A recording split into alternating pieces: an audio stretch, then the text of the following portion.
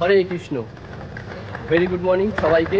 সকাল সকাল ঘুম থেকে উঠে আমরা রেডি হয়ে গেছি, সবাই যাচ্ছি আজকে মায়াপুর।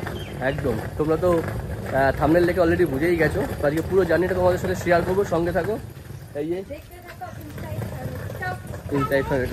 ছোট মানুষও রেডি। রাধে রাধে।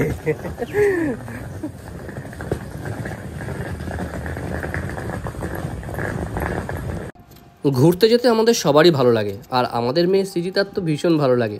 আর অনেক দিন ধরেই ও বলছিল বাবা চলো মায়াপুর নিয়ে চলো।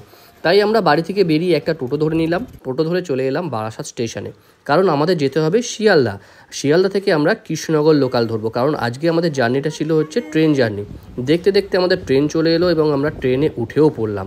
এবং ট্রেনে উঠে আমরা বারাসাত স্টেশনকে টাটা জানিয়ে দিলাম। টাটা জানিয়ে আমরা ট্রেনে যে বসবো সেই জায়গাটুকু পেলাম না, কারণ আজকে যেহেতু শনিবার দিন ছিল, সেকেন্ড স্যাটারডে, তা সত্ত্বেও ট্রেনে ভিড় কম ছিল না।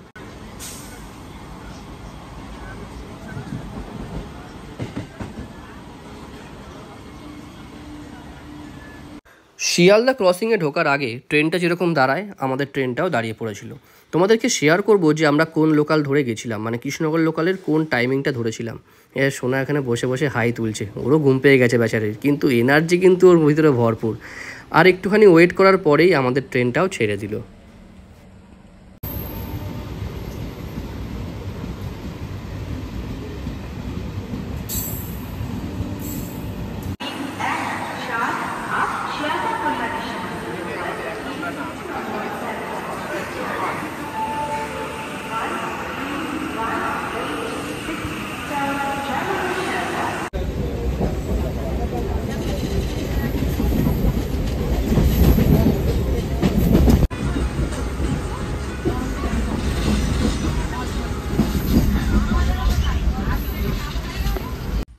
শিয়ালদা থেকে যথারীতি ট্রেনটা পেয়ে গেলাম এবং আমরা ধরেছিলাম শিয়ালদা থেকে 6:55 কৃষ্ণনগর সিটি লোকাল।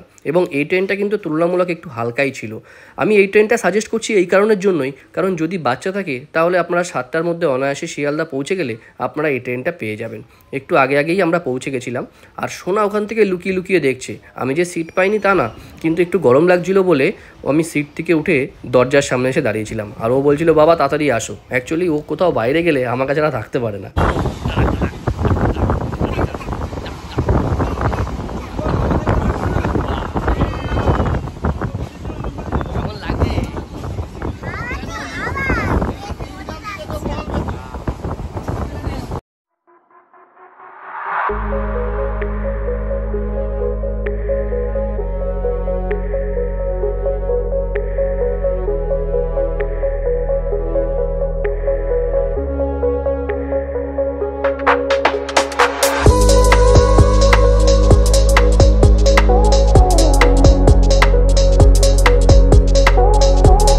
ফাইনালি 2 ঘন্টা পর, 2 ঘন্টা বলা যায় না, 2.5 ঘন্টা পর ট্রেন জার্নি করার পর আমরা কৃষ্ণনগরে এসে নামলাম। বাট একটা কথা বলার আছে, সেটা হচ্ছে বাচ্চাদের ক্ষেত্রে যদি নিয়ে আসেন এতটা লং ডিস্টেন্সে, তাহলে সেক্ষেত্রে একটাই কাজ করার আছে, সেটা হচ্ছে বাচ্চাদেরকে চেষ্টা করবেন যদি বিলো 5 ইয়ার্স হয় হাগিস পরিয়ে নিয়ে আসা। নাহলে ওদের পক্ষে ইউরিন চেপে রাখাটা একটু ডিফিকাল্ট। তো যাই হোক, এখানে নাকি সুন্দর কচুরি বিক্রি হয় কৃষ্ণনগরে। তো এখন কৃষ্ণনগরে কচুরিটা খাবো। কচুরিটা খেয়ে তারপরে আমরা যাব এখান থেকে হুলোর ঘাট যেটা আছে, ওখান থেকে আমাদের বোটিং করতে হবে। বোটিং করে তারপরে ওই পারে যাবো মায়াপুরে।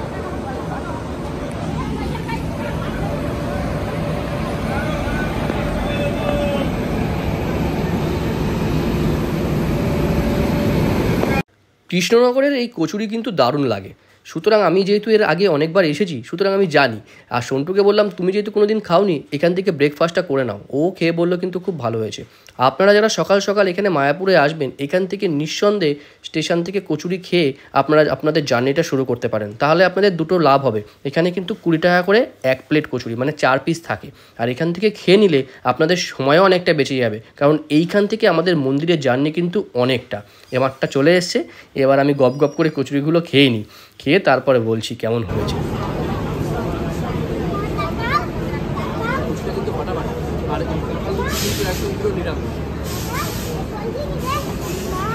ফার্স্টটা স্টেশন থেকে করে নিলে টাইমটা অনেকটাই কমে যাবে, ওদিকে সময়টা বেঁচে যাবে। এখন এই লালগোলা প্যাসেঞ্জারটা ঢুকছে, এর পরের ট্রেনটা আর কি। ওই ট্রেনটা ধরলে সমস্যাটা কি হয়, ওই ট্রেনটা ধরলে কৃষ্ণনগর অবধি ঠিক আছে, কৃষ্ণনগর লোকাল থাকে, তারপরে হয়ে যায় সেটা লালগোলা প্যাসেঞ্জার, মানে বেকায়দা ভিড় হয় আর কি।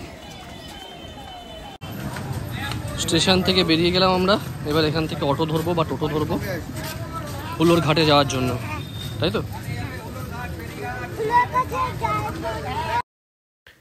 এখানে একটা গুরুত্বপূর্ণ কথা বলে রাখি, সেটা হচ্ছে যদি বয়স্ক মানুষরা আসে অথবা যদি বাচ্চা কাচ্চা থাকে, আপনারা কিন্তু এখানে টোটো ভাড়া করে ডাইরেক্ট মন্দির পর্যন্ত যেতে পারেন, তাহলে সুবিধা হবে, আপনাকে কোথাও নামতে হবে না। এখানে কিন্তু ভাড়া নেবে 80 টাকা, আমরা যেটা করলাম যে এখান থেকে আর নামবো না কোথাও। কিন্তু এছাড়া যদি আপনারা ব্রেক জার্নি করে যেতে চান, তাহলে আপনারা যেটা করতে পারেন, এইখান থেকে টোটো নিয়ে নেবেন, টোটো নিয়ে যেতে হবে হচ্ছে হুলোর ঘাটে, সেখানে 10 টাকা করে ভাড়া নেবে, এবং ওখান থেকে 3 টাকা ভাড়া নিয়ে আপনারা নদী পার হয়ে মন্দিরে পৌঁছাতে পারেন। ওই জার্নিটাও করে দেখতে পারেন, ওই জার্নিটাও বেশ ভালোই লাগবে। আমরা যেহেতু সিটির ভেতর থেকে যাচ্ছি, আমাদের একটা আলাদা ভালো লাগছে, কারণ যেহেতু মেঘলা মেঘলা ওয়েদার, আর ওয়েদারটা এখানে কিন্তু খুব ঠান্ডাই ছিল, খুব একটা বেশি গরম ছিল না। দেখতে দেখতে আমরা হাইওয়েতেও উঠে গেলাম, এবার আমরা আর কিছুক্ষণের ভিতরেই মন্দিরে পৌঁছে যাব।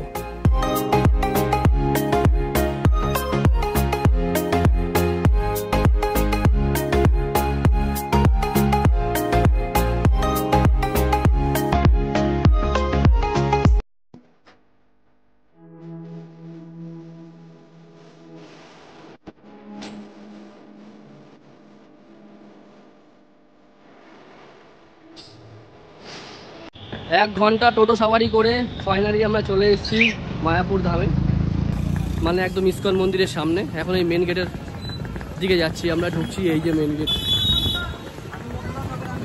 ফাইনালি আমরা রুমে ঢুকে গেছি, রুমে চেকিং করে ফ্রেশ হয়ে এখন আমরা রেডিও হয়ে গেছি। আমরা সকাল সকাল যেহেতু এসেছি, আমাদের ঢুকতে কোনো অসুবিধা হয়নি, অনেকটা ফাঁকাই পেয়েছিলাম। আর এই যে সোনা পুরো রেডি হয়ে গেছে, এখন পোজ দিয়ে ওর মা ছবি তুলছে। আমরা এখন যাচ্ছি হচ্ছে ইস্কন মন্দিরে। ইস্কন মন্দিরে গিয়ে আমরা ওখানে প্রসাদ গ্রহণ করব। অলরেডি আমাদের কুপন কাটা হয়ে গেছে, কোথায় কুপন কেটেছিলাম এবং কি কুপন কেটেছিলাম তোমাদের সাথে সবটাই শেয়ার করব, সঙ্গে থাকো। আর তোমাদের রুমটা একটু দেখিয়ে দিই, রুমটা তোমাদেরকে দেখানো হয়নি। এই হচ্ছে আমাদের রুম, মোটামুটি এরকম কিং সাইজ একটা বেড রয়েছে, আর সঙ্গে এখানে শ্রীকৃষ্ণর রাধার একটা মূর্তি রয়েছে, সুন্দর মূর্তি বলা ভুল, এখানে একটা ছবি রয়েছে আর কি। আর সোনাকে সাজিয়েছে ওর মা। হ্যাঁ, এই ছবিটা এখানকার মোটামুটি প্রতিটা হোটেলেই এইটাই থাকে, কারণ এটাই মন্দিরের যে মেন বিগ্রহ ছবি এইটাই থাকে। আর এই হচ্ছে রুমের ডেকোরেশন, তোমরা দেখতেই পাচ্ছ, একটা এসি রয়েছে, এখানে একটা টেবিল রয়েছে, ঠিক আছে, আর দুটো চেয়ার দিয়েছে এখানে, আর ওখানে একটা বড় আয়না রয়েছে, ঠিক আছে। আর ওয়াশরুমটা এদিকে, ওয়াশরুমটা দেখালাম না আলাদা করে কিছু, ঠিক আছে। এই হচ্ছে রুমের সাইজ, মোটামুটি ঠিকঠাক, ডিসেন্ট রুম, থাকার জন্য ঠিকঠাক, আর এসিটা ঠিকঠাক ওয়ার্কিং আছে। এবার আমরা রেডি হয়ে গেছি অলমোস্ট, এবার আমরা বেরোবো। সন্ধ্যাবেলায় কিন্তু এখানে বসে থাকতে বেশ ভালোই লাগে। আর এই হচ্ছে পুরো একদম বোট ঘাট এইখানটাতেই, আর ওই হচ্ছে বোট ঘাট, ঠিক আছে। ওই সুন্দর ভিউ আছে এখানে একটা। আমরা চলে এসেছি মায়াপুরের মেন মন্দিরে, এই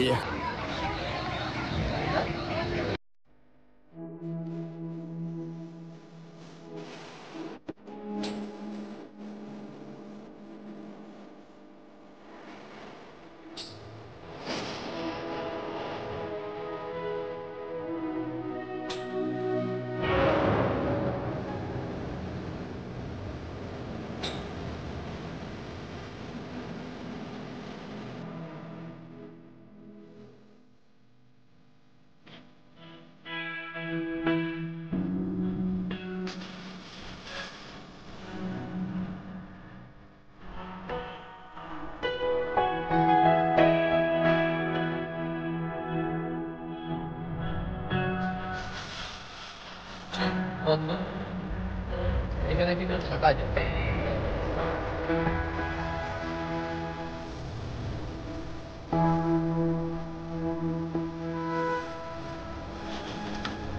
মায়াপুরে এসে সবার আগে যেটা করতে হয়, নেমেই আগে টোকেন করতে হবে, কারণ এখানে কিন্তু প্রসাদ পাওয়া নিয়ে একটু সমস্যা আছে। সমস্যা বলতে কি, এখানে ফ্রি প্রসাদ তো সবসময়ের জন্যই পাওয়া যায়, কিন্তু যদি আপনাকে গদা ভবনের প্রসাদ নিতে হয় তাহলে অবশ্যই আগে থেকে টোকেন করে নিতে হবে। আমরা লাইনে দাঁড়িয়ে পড়েছি, এবার গোল গোল ঘুরবো, ঘুরে গিয়ে খেতে বসবো। এই যে সব এই পাশ থেকে যাচ্ছে।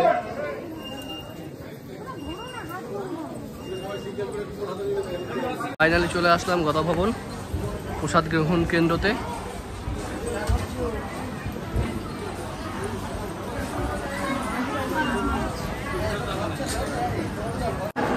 গদা ভবনের ভেতরটা ঠিক এরকম। প্রসাদ গ্রহণ কেন্দ্রটা বিশাল বড়, প্রচুর ভক্ত এখানে একসাথে প্রসাদ খেতে পারবে।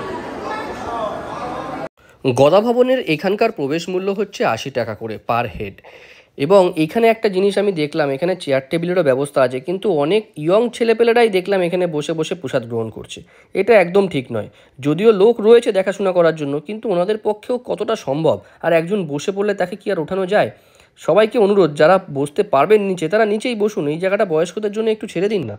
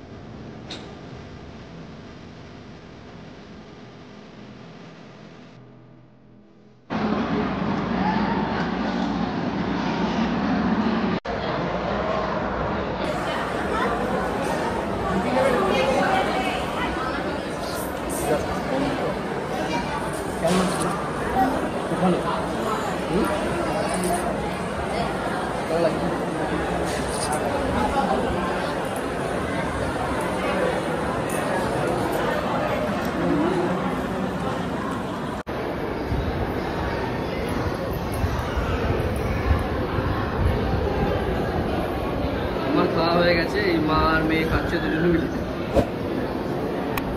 বিশাল হলঘর। আমরা ফ্যানের তলায় বসিনি, ফ্যান চলছে, পুরো জেমে গেছে। মায়াপুরের প্রথম পর্বে এটুকুই থাকলো, কারণ অ্যাকচুয়ালি কলকাতা থেকে অনেকেই ডে আউটিংয়ের জন্য আসেন মায়াপুরে। তারা সকাল সকাল এভাবে এসে প্রসাদ গ্রহণ করে কিছুটা সময় মায়াপুর মন্দিরে কাটিয়ে আবার ব্যাক করতে পারেন। নেক্সট পর্বে থাকবে যারা মায়াপুরে থাকছেন তারা মায়াপুরটাকে কিভাবে এক্সপ্লোর করবেন, সেটা দেখার জন্য অবশ্যই ইনসাইড ফ্যামিলি টক্সকে সাবস্ক্রাইব করে রাখুন। এভাবে ইনসাইড ফ্যামিলি টক্সের সাথে থাকার জন্য আপনাকে অসংখ্য ধন্যবাদ। সবাই ভালো আর সুস্থ থাকুন, আর এভাবেই পরিবারের সাথে ঘুরে বেড়ান, কারণ জীবন তো একটাই।